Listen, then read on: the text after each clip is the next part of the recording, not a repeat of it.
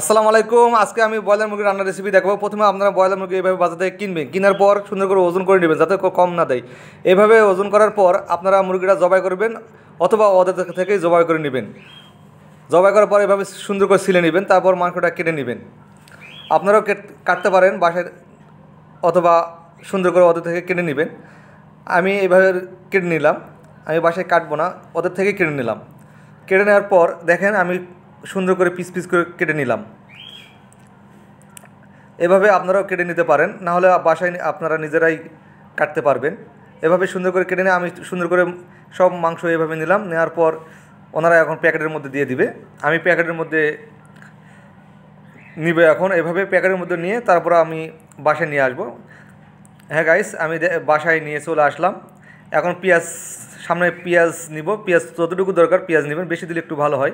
আমি পেঁয়াজ নিলাম, পেঁয়াজ এখন ছিলতেছি। আপনারা দেখতে পাচ্ছেন পেঁয়াজ এভাবে ছিলে নেবেন। পেঁয়াজ এভাবে ছিলে নেওয়ার পর, সম্পূর্ণ পেঁয়াজ ছিলে নেওয়ার পর আমি দেখেন সম্পূর্ণ পেঁয়াজ এভাবে ছিলে নিচ্ছি। আমার পেঁয়াজ ছিলা শেষ। এখন কুচি কুচি করে কাটবো। পেঁয়াজ কাটাও আমার শেষ হয়ে যাচ্ছে। আপনারা দেখতে পাচ্ছেন আমার পেঁয়াজ কুচি কুচি করে কাটা শেষ। আমার পেঁয়াজ কাটা শেষ। এখন কি করব, সুন্দর করে মুরগিটা এখন ধুয়ে নেব। আপনারা দেখতে পাচ্ছেন সুন্দর করে এভাবে মুরগিটা নিয়ে আসছেন আপনারা সুন্দর করে পানি দিয়ে কয়েকবার করে ধুবেন, পরিষ্কার করে নেবেন, সুন্দর করে পরিষ্কার করে নেবেন যাতে করে রুচিসম্মত হয়। আমি এইভাবে মুরগিটা দেখেন সুন্দর করে পরিষ্কার করে নিয়ে নিছি। পরিষ্কার করার পর দেখেন আমি আবার দেখাচ্ছি আপনাদের, এই যে আমার মুরগি পরিষ্কার করা শেষ। এখন কি করব, গ্যাস জ্বালিয়ে এখন আমি পেঁয়াজগুলো কড়াইয়ের মধ্যে দিয়ে দেবো। আপনারা দেখতে পাচ্ছেন পেঁয়াজগুলো আমি কড়াইয়ের মধ্যে দিয়ে দিচ্ছি।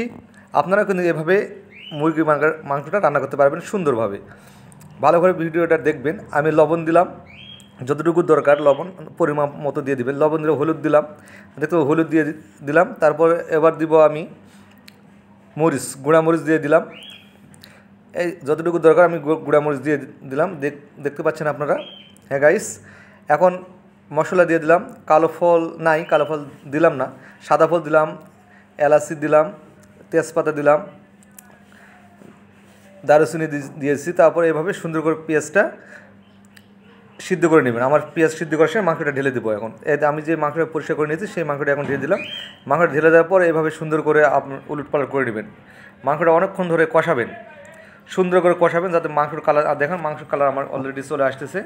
এভাবে সুন্দর করে আপনারা মাংসটা কষাবেন। তারপর যতটুকু পানি দরকার পানি দিবেন, একটু করে পানি দেবেন আবার কষাবেন, একটু করে পানি দেবেন আবার কষাবেন সুন্দর করে।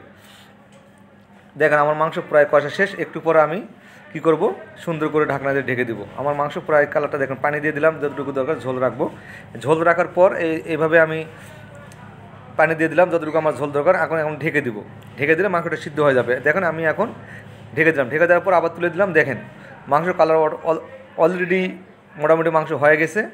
যদি আমার ভিডিওটি ভালো লাগে থাকে অবশ্যই লাইক কমেন্ট শেয়ার করতে ভুলবেন না। আর এভাবে আপনারা ব্রয়লার মুরগির বাজার থেকে কিনে নিয়ে এসে কীভাবে রান্না করা হয় আমি এই ভিডিওর মাধ্যমে দেখার চেষ্টা করলাম। আপনারা এইভাবে সুন্দর করে আমার ভিডিওটা শুরু থেকে শেষ পর্যন্ত দেখলে আপনার মাংসটা যে কেউ আপনারা এই মাংসটা রান্না করতে পারবেন অনেক সুন্দর। দেখেন আমার কালারফুল মাংস চলে আসছে, অনেক সুন্দর আমার মাংস রান্না করা শেষ। এভাবে আপনারা নিয়মিত ব্রয়লার মাংস রান্না করতে পারবেন। সবাই ভালো থাকবেন, সুস্থ থাকবেন। আবার ভিডিও দেখার আমন্ত্রণ জানিয়ে আমার ভিডিও শেষ করলাম। আসসালামু আলাইকুম রহমতুল্লাহি ওয়া বারাকাতুহু।